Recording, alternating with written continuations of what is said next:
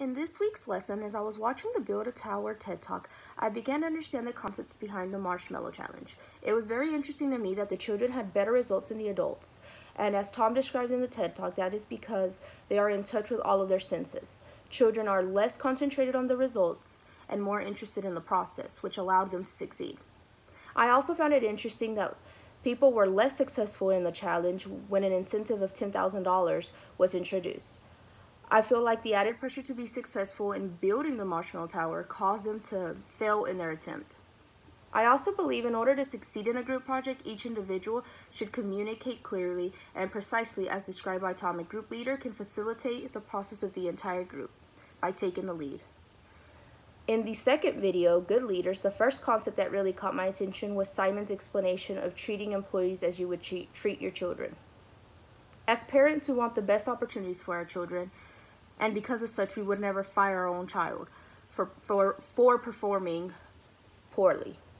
The same idea should be used in corporations. Instead of firing employees for poor performance, the company should coach them into performing better, as we would our own children.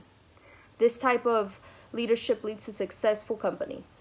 I really do believe how you treat your employees reflects your company's performance. Simon also explains that when a person is seen as a heart count instead of a head count, the decision the companies make will have more successful outcomes.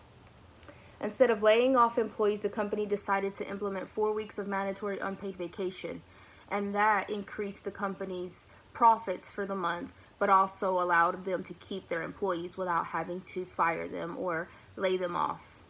This type of decision helps explain that feeling safe in an environment will increase the company's success, as opposed to companies that don't allow their employees to feel safe won't feel the same success, won't have the same success, because your employees make your company successful.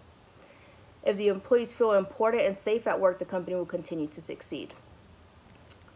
Overall, I believe that in order to be successful in our careers, we must understand the value of leadership.